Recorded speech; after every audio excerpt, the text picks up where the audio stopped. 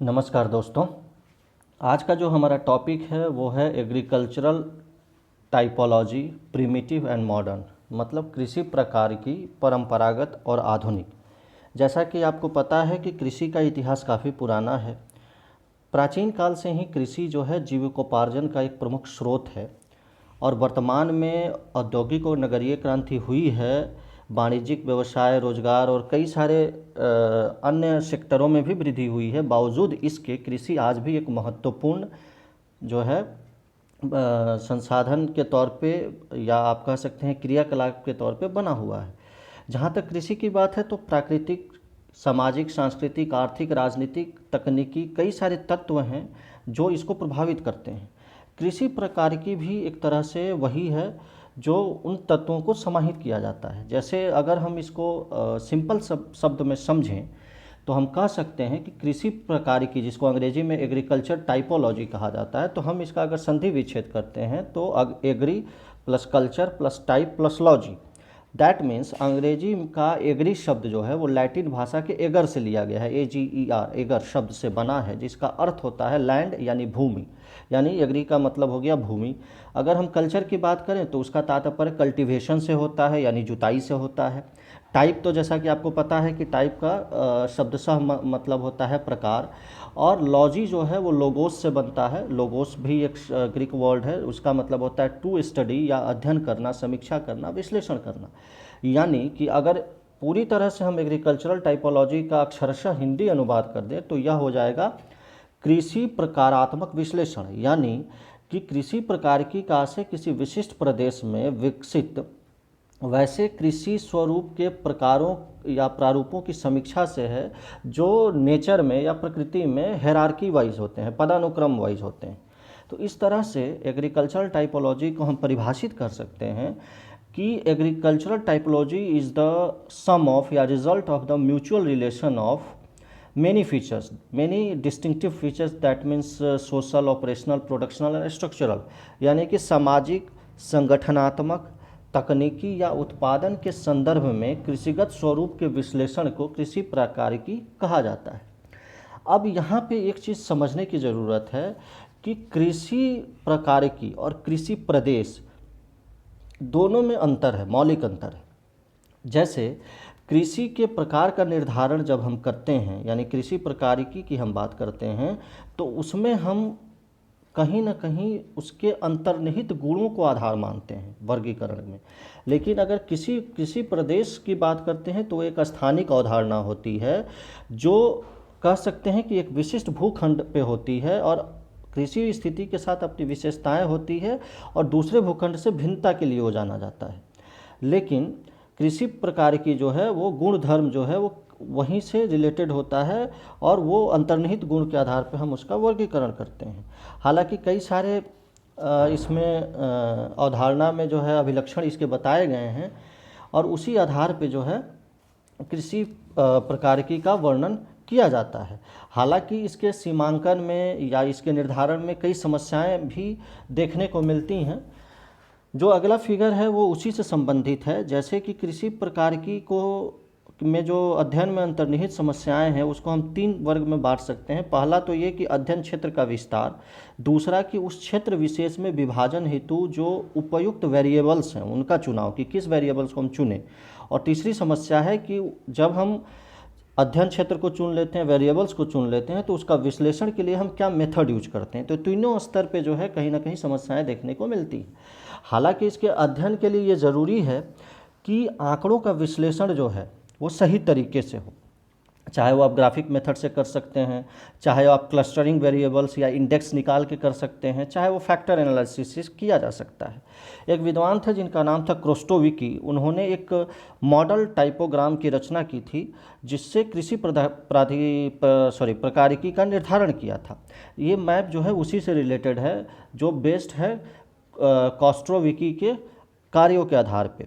यहाँ पे आप देख पा रहे होंगे कि बीच में जो भू उपयोग की पद्धति है उसमें अलग अलग टाइप है। जैसे में फसल है, भूमि उपयोग है, पशु प्रजनन है, फसल भूमि है, संपूर्ण उत्पादन है, खेतों की संरचना है, व्यापारिक उत्पादन है, सिंचाई पद्धति है। और इन सब के आधार पे जो है उन्होंने जो है अलग अलग पार्ट में कृषि का वर्गीकरण किया और कृषि के प्रकारिकी को बांटा।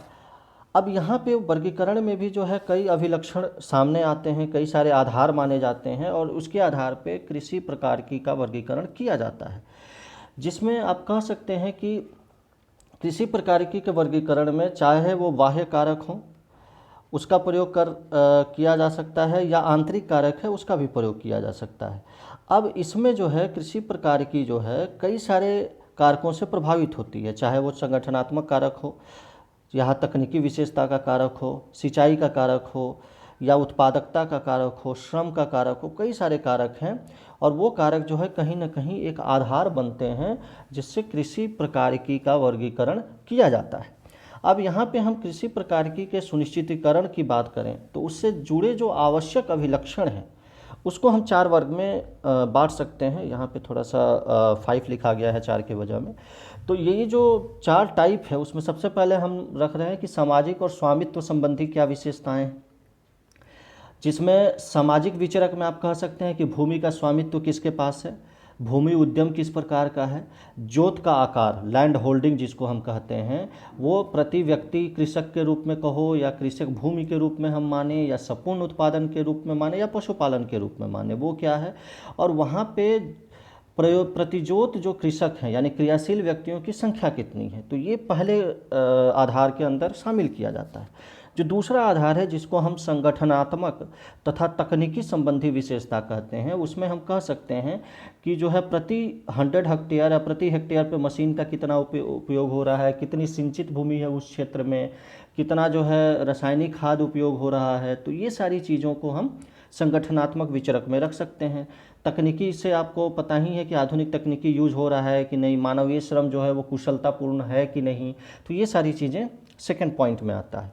जो थर्ड पॉइंट है वो है उत्पादन संबंधी विशेषताएं। इसमें आप कह सकते हैं कि इसमें जो है सकल उत्पादकता चाहे वो फसल हो या पशुपालन हो वो कितना है, श्रम उत्पादकता कितना है, प्रति हेक्टेयर जो है कृषि उत्पादन कितना होता है, क्रॉप का पैटर्न क्या है, तो इन सारी चीज़ों को इसमें रखा जाता है।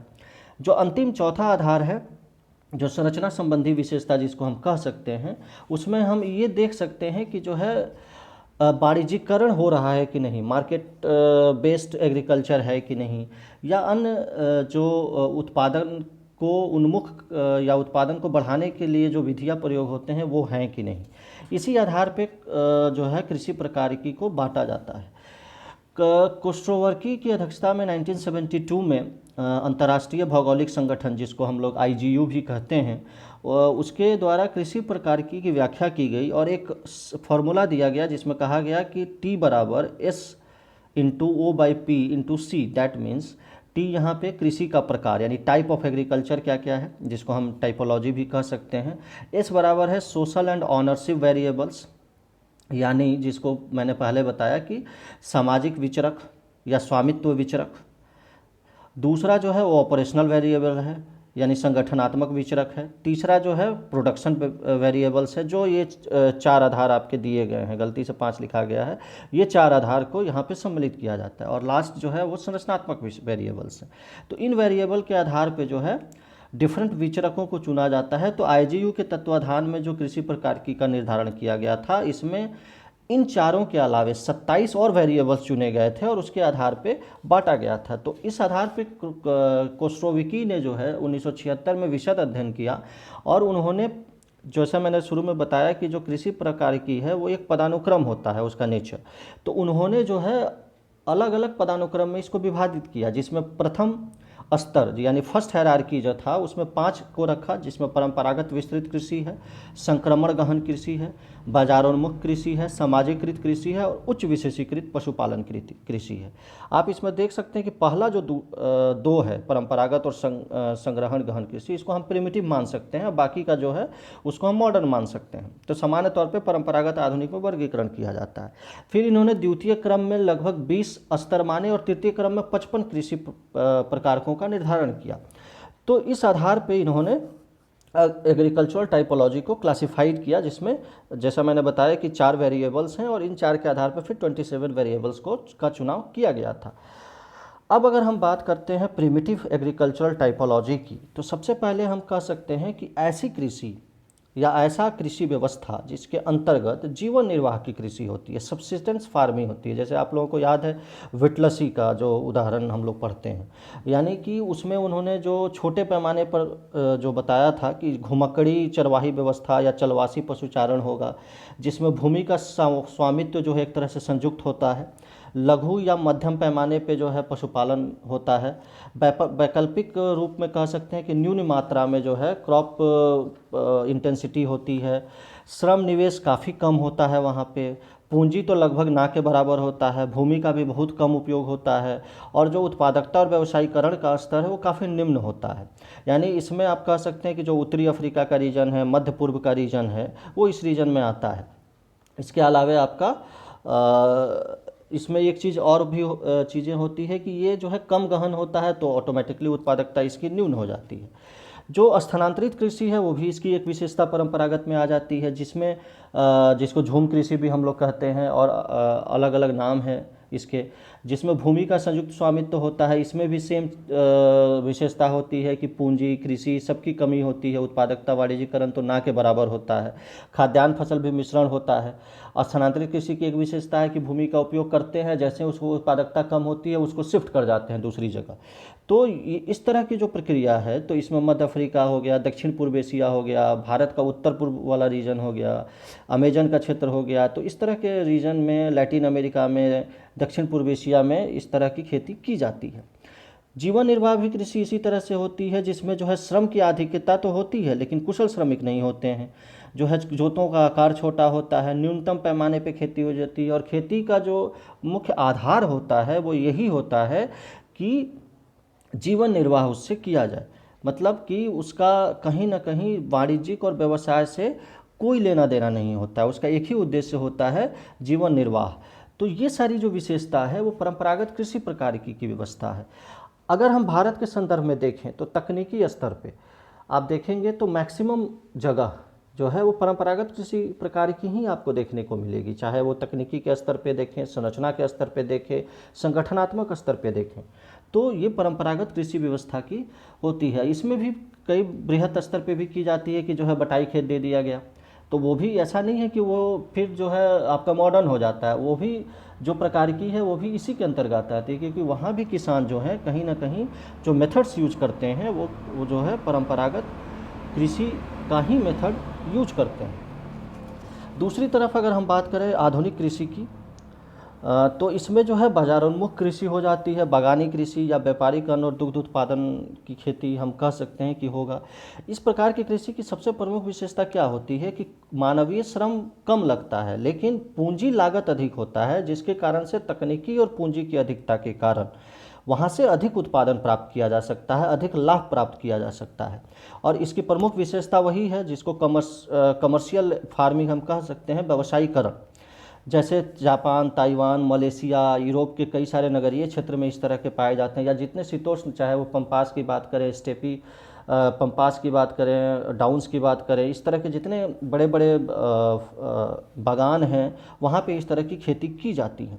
यानी कि यहाँ पे जो है क्रॉप इंटेंसिटी भी जो है वो बेस्ट होता है और प्रोडक्शन भी बेस्ट होता है।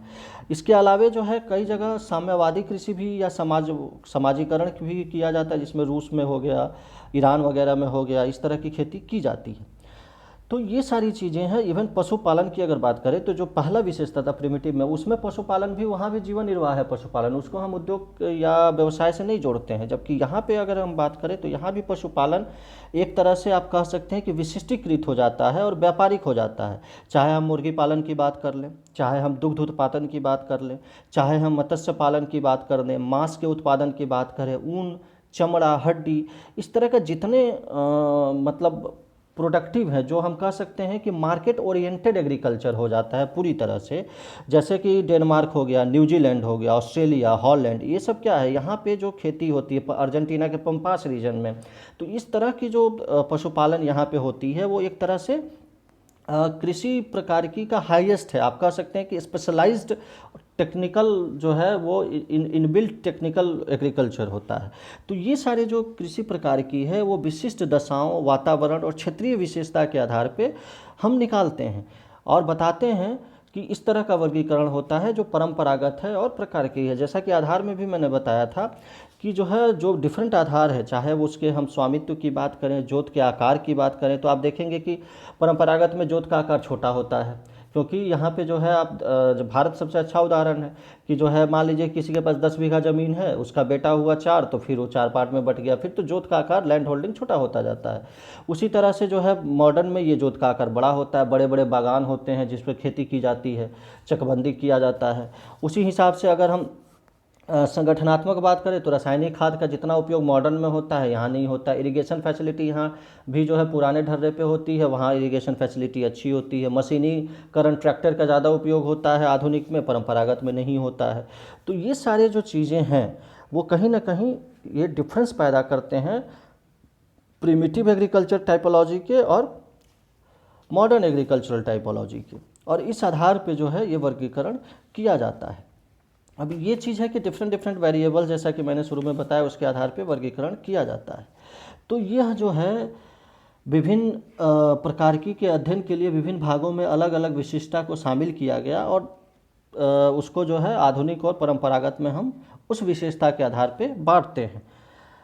जैसे ये मैं बता रहा हूँ आपको कुछ उदाहरण, जैसे यहाँ पे आप देखिए पहला जो फिगर है वो परंपरागत कृषि का उदाहरण है। यहाँ पे संरचनात्मक विशेषता आपको उतनी नहीं दिखेगी जितनी आधुनिक कृषि में आपको दिख रही है, तो वो एक बेसिक है जिससे हम बाइफरकेट कर रहे हैं। यहाँ पे आप देखिए कटाई हो रही है, सेम फसल है, यहाँ कटाई का मेथड आप देखिए, दूसरी तरफ कटाई का मेथड देखिए, यहाँ भी आपको अंतर स्पष्ट आ जा रहेगा। उसी तरह से इरिगेशन फैसिलिटी आप देख पा रहे होंगे कि जैसे हमारे यहाँ अब थोड़ा सा डेवलप हुआ है तो पंप सेट के साथ पाइप लोग लगा देते हैं, नाला यूज होता है, नाला का निर्माण भी आज भी जो है नाले निर्माण पर सरकार जोर दे रही है। जबकि ये दूसरी तरफ आधुनिक कृषि में नए नए टेक्नोलॉजी, जिसको ड्रिप स्प्रिंकलर करते हैं, सिंचाई कहते हैं, इसमें क्या होता है, ना सिर्फ पानी की बचत होती है बल्कि बेहतर तरीके से सिंचाई भी होता है। इसमें पानी की खपत ज़्यादा होती है, मेहनत ज़्यादा पड़ता है, श्रम सघन हो जाता है, तो ये परंपरागत का उदाहरण है। तो ये सारे जो कारक हैं, या हम कह सकते हैं कि चाहे वो सामाजिक हो, आर्थिक हो, तकनीकी हो, ये सारे के सारे कारक जो हैं वो कृषि के गुण को जो है निर्धारित करते हैं, और उसके आधार पे ये टाइपोलॉजी या विभाजन किया जाता है। हालांकि इसका उपयोगिता क्षेत्रीय और सूक्ष्म स्तर पर सीमित है, लेकिन अगर हम कृषि की इन समस्याओं को ध्यान में रखते हुए एक सतत या टिकाऊ अगर हम विकास की संकल्पना को करते हैं तो कहीं ना कहीं टाइपोलॉजी चेंज होगा, और टाइपोलॉजी चेंज करने के बाद कृषि पद्धति भी चेंज होगी, भूमि उपयोग बदलेगा और कहीं ना कहीं उत्पादकता बदलेगी। तो हम कह सकते हैं कि पूर्ण रूप से जो है परंपरागत जो कृषि व्यवस्था है वो, या परंपरागत कृषि की जो प्रकारिकी है वो, उसमें कहीं ना कहीं सुधार की ज़रूरत है, मॉडर्न से कुछ सीखने की ज़रूरत है, ताकि उत्पादकता बढ़ाया जा सके और कृषक जो वर्ग हैं या जो किसान हैं उसको आत्मनिर्भर बनाया जा सके। तो आत्मनिर्भर बनने के लिए वो ज़रूरी है। हालांकि उसकी भी कुछ समस्याएं हैं, जैसे हरित क्रांति हम पढ़ते हैं तो कहते हैं कि ज़्यादा रासायनिक उर्वरक और ज़्यादा पेस्टिसाइड यूज करने से भूमि बंजर हो जाती है। तो अगर हम उसको संतुलित वे में अगर हम उसको यूज करें, जैसे ऑर्गेनिक फार्मिंग में यूज होता है, तो संतुलित वे में अगर हम यूज करें तो आधुनिक कृषि कहीं ना कहीं उत्पादकता को बढ़ाएगी, और उससे जो है किसान आत्मनिर्भर बनेगा, किसान की जो है आप कह सकते हैं कि आय भी बढ़ेगी, जिससे काफ़ी बेहतर होगा, और उसके पास अगर पूंजी होगी तो पूंजी निवेश करेगा, जिससे जो है उसको भी फ़ायदा होगा। तो जो जैसा कि मैंने पहले भी एक वीडियो में विटलसी के कृषि प्रकारों का वर्णन किया था, तो उसमें इन्होंने भी, अगर उसको भी हम सामान्य तौर पे दो भाग में बांटे, प्रिमिटिव और मॉडर्न में, तो बांट सकते हैं। जैसे चाहे वो स्थानांतरित कृषि हो, परंपरागत अस्थायी कृषि हो, या धान प्रधान सघन निर्वाही कृषि, यानी शुरू का जो 6 पार्ट है, आप कह सकते हैं कि उस 13 में शुरू का जो 6 पार्ट है वो कहीं ना कहीं जो है वो प्रिमिटिव ही है, चाहे वो चलवासी पशुचारण हो, पशुपालन हो, स्थानांतरित हो, परंपरागत अस्थायी हो, या धान प्रधान या धान विहीन सघन निर्वाह कृषि हो। और बाद का जो उनका वर्गीकरण है वो जो है आपका कहीं ना कहीं वो आधुनिक कृषि को बताता है, जिसमें व्यापारिक फसल हो गया, बागानी कृषि हो गया, फल उत्पादन, अन्न उत्पादन हो गया, पशुपालन का जो है विशिष्टीकृत तकनीकी का उपयोग हो गया। तो इस तरह से कृषि टाइपोलॉजी को हम बांटते हैं, और मॉडर्न और प्रिमिटिव को हम इस तरीके से समझ सकते हैं। तो आई होप आपको ये कृषि टाइपोलॉजी अच्छे से समझ में आ गया होगा। नेक्स्ट टॉपिक हम लोग एग्रीकल्चर के दूसरे आयामों पे चर्चा करेंगे। आपका दिन शुभ हो। बहुत बहुत धन्यवाद।